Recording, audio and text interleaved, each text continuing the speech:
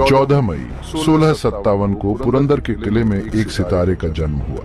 उनका नाम संभाजी रखा गया, जो आगे चलकर महान छत्रपति शिवाजी महाराज के बेटे बने। नए मराठा साम्राज्य के लिए संभाजी का जन्म एक खुशी का अवसर था। किसी को नहीं पता था कि यह नन्हा सा बच्चा आगे चलकर एक शक्तिशाली योद्धा राजा बनेगा।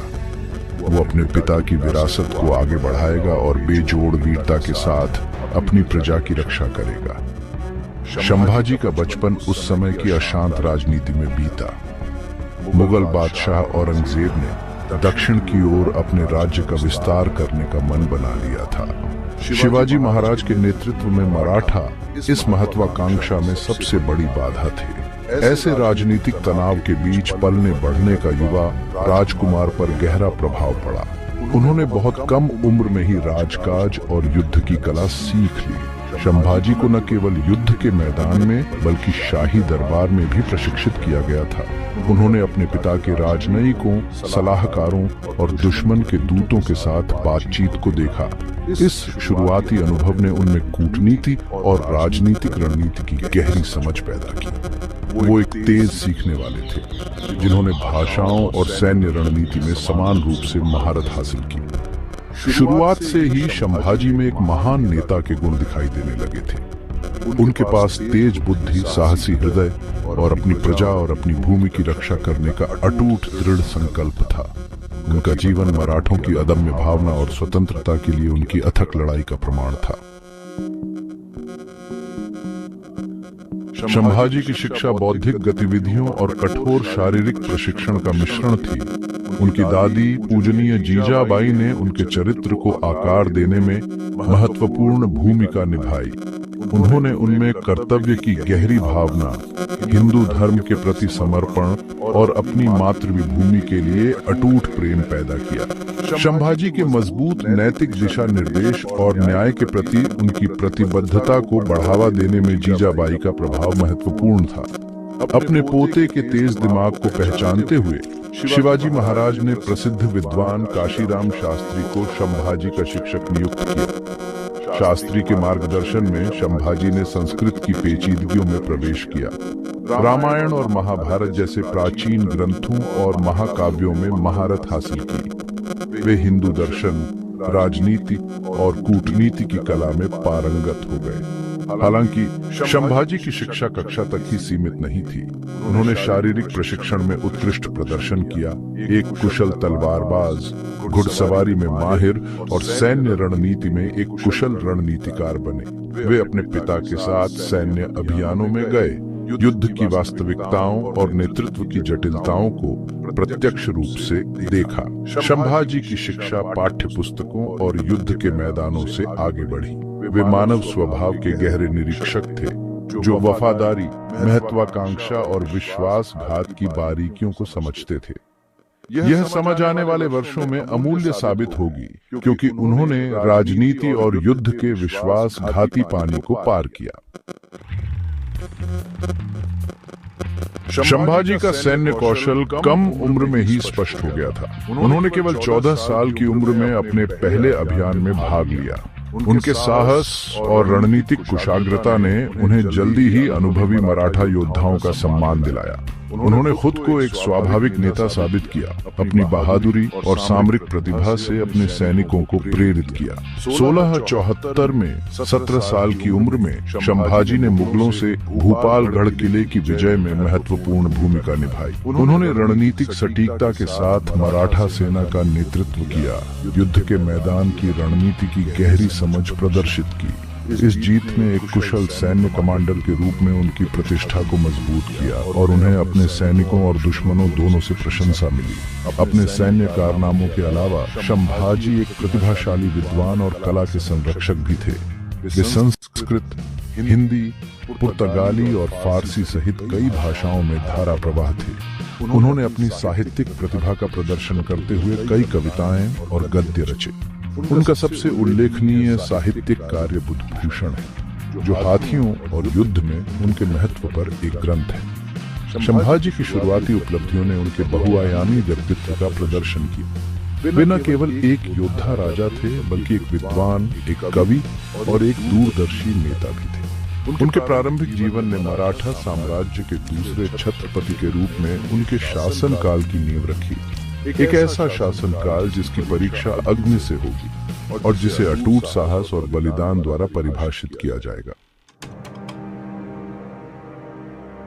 1680 का साल मराठा इतिहास में एक महत्वपूर्ण मोड़ था। मराठा साम्राज्य के संस्थापक छत्रपति शिवाजी महाराज ने अंतिम सांस ली। नेतृत्व का भार संभाजी महाराज के युवा कंधों पर आ पड़ा। 23 साल की उम्र में वे गद्दी पर बैठे। उन्हें एक ऐसा राज्य विरासत में मिला जो शक्तिशाली मुगल साम्राज्य के साथ संघर्ष में उलझा हुआ था। संभाजी का राज्याभिषेक एक भव्य समारोह था जिसमें पड़ोसी राज्यों के प्रतिनिधियों ने भाग लिया। उन्होंने छत्रपति की उपाधि धारण की जिसका अर्थ है सम्राट, जो स्वतंत्रता और हिंदू स्वराज्य की अपने पिता की विरासत को आगे बढ़ाने के उनके दृढ़ संकल्प का प्रतीक है। उनका शासनकाल कई चुनौतियों के साथ शुरू हुआ। मुगल खतरा मंडरा रहा था और मराठा दरबार के भीतर आंतरिक असंतोष ने नए स्थापित साम्राज्य को अस्थिर करने की धमकी दी। कई बाधाओं का सामना करने के बावजूद संभाजी इस अवसर पर खरे उतरे। उन्होंने जल्दी से अपने शक्ति आधार को मजबूत किया और किसी भी आंतरिक विरोध को दबा दिया। उन्होंने मराठा साम्राज्य के शासन को मजबूत करने के लिए कई प्रशासनिक सुधार लागू किए। उन्होंने राज्य और युद्ध के मामलों पर उन्हें सलाह देने के लिए मंत्रियों की एक परिषद की स्थापना की। संभाजी का शासनकाल मुगल सेना के खिलाफ निरंतर संघर्ष से चिह्नित था। वे समझते थे कि उनके राज्य का अस्तित्व एक मजबूत सेना बनाए रखने पर निर्भर करता है। उन्होंने मराठा सेना का विस्तार किया, विविध पृष्ठभूमि के सैनिकों की भर्ती की और उन्हें नवीनतम युद्ध तकनीकों में प्रशिक्षित किया। उन्होंने अपने क्षेत्र की रक्षा में उनके रणनीतिक महत्व को समझते हुए अपने किलों को भी मजबूत किया। संभाजी महाराज का शासनकाल मुगल बादशाह औरंगजेब के खिलाफ उनकी अथक लड़ाइयों से भरा रहा। दक्कन को जीतने के लिए जुनूनी औरंगजेब ने मराठा प्रतिरोध को कुचलने के लिए दृढ़ संकल्प के साथ एक विशाल सेना जुटाई थी। हालांकि संभाजी अपने राज्य की रक्षा के लिए जी जान से लड़ने के लिए तैयार थे। उन्होंने गुरिल्ला युद्ध की रणनीति अपनाई, दक्कन के ऊबड़ खाबड़ इलाके का अपने फायदे के लिए इस्तेमाल किया। उन्होंने मुगल आपूर्ति लाइनों पर अचानक हमले किए, उनकी विशाल सेना को परेशान किया और उनके अभियान को बाधित किया। उनकी सैन्य रणनीति अत्यधिक प्रभावी साबित हुई, जिससे उन्हें एक दुर्जय योद्धा राजा की प्रतिष्ठा मिली। संभाजी की सबसे महत्वपूर्ण जीत 1681 में बुरहानपुर की लड़ाई में हुई। हम्बीरराव मोहिते के नेतृत्व में मराठा सेना ने मुगल सेना को करारी हार दी। इस जीत ने मराठों के मनोबल को बढ़ाया और औरंगजेब को एक स्पष्ट संदेश दिया कि दक्कन को आसानी से जीता नहीं जा सकता। संभाजी के अभियान मुगलों तक ही सीमित नहीं थे। उन्होंने अपने राज्य का बचाव पुर्तगालियों से भी किया, जो पश्चिमी तट से लगातार खतरा पैदा कर रहे थे। उन्होंने अपनी नौसेना को मजबूत किया और प्रमुख मराठा बंदरगाहों पर कब्जा करने के पुर्तगाली प्रयासों को सफलतापूर्वक विफल कर दिया। उनके शासनकाल में मराठा नौसेना एक शक्तिशाली बल के रूप में उभरी, जो अरब सागर में यूरोपीय प्रभुत्व को चुनौती देने में सक्षम थी। अपनी सैन्य सफलताओं के बावजूद संभाजी महाराज को एक नए दुश्मन का सामना करना पड़ा, जो उनके अपने दरबार के साए में दुबका हुआ था। एक शक्तिशाली मराठा रईस गणोजी शिर के सिंहासन हड़पने की महत्वाकांक्षा रखता था। लालच में डूबे और व्यक्तिगत प्रतिशोध से प्रेरित होकर उसने अपने राजा और अपनी प्रजा के साथ विश्वासघात करने का फैसला किया। शिर्के ने मुगलों के साथ गुप्त बातचीत शुरू की, जमीन और सत्ता के बदले संभाजी को उनके हाथों में सौंपने का वादा किया। उसने संभाजी के उस विश्वास का फायदा उठाया जो उन्होंने उस पर किया था, खुफिया जानकारी इकट्ठा करने और उसे औरंगजेब की सेना को देने के लिए मराठा दरबार में अपनी स्थिति का इस्तेमाल किया। एक चालाक चाल में शिर्के ने संभाजी को अपने दरबार को कोंकण क्षेत्र के घने जंगलों में स्थित एक किले संगमेश्वर में स्थानांतरित करने के लिए मना लिया, राजा को आश्वस्त करते हुए कि किला एक सुरक्षित आश्रय प्रदान करता है। शिर्के ने गुप्त रूप से मुगलों को संभाजी के ठिकाने के बारे में सूचित किया औरंगजेब ने इस अवसर को भुनाया। उसने संभाजी को पकड़ने के लिए अपने बेटे मुअज्जम के नेतृत्व में एक बड़ी सेना भेजी। फरवरी 1699 में मुगलों ने संगमेश्वर को घेर लिया, जिससे मराठों को आश्चर्य हुआ। एक भयंकर युद्ध के बाद संभाजी को अपने विश्वसनीय सलाहकार कवि कलश के साथ पकड़ लिया गया। गणोजी शिर्के के विश्वासघात ने मुगल मराठा युद्ध में एक महत्वपूर्ण मोड़ ला दिया। संभाजी के पकड़े जाने से मराठा मनोबल को गहरा धक्का लगा, जिससे उनका राज्य औरंगजेब की अथक महत्वाकांक्षा के प्रति संवेदनशील हो गया। संभाजी महाराज को बंदी बनाकर बहादुरगढ़ में मुगल छावनी में औरंगजेब के सामने पेश किया गया।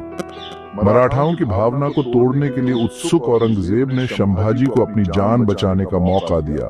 उसने संभाजी से इस्लाम धर्म अपनाने और अपने राज्य को मुगल साम्राज्य के हवाले करने की मांग की। संभाजी हमेशा की तरह बहादुर योद्धा राजा ने आत्मसमर्पण करने से इनकार कर दिया।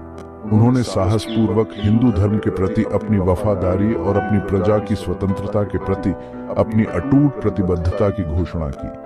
उन्होंने अपमान के बजाय मृत्यु को चुना, औरंगजेब की धमकियों को ठुकराया और विश्वासघात के बजाय शहादत को चुना। संभाजी की अवज्ञा से क्रोधित औरंगजेब ने उसके क्रूर वध का आदेश दिया।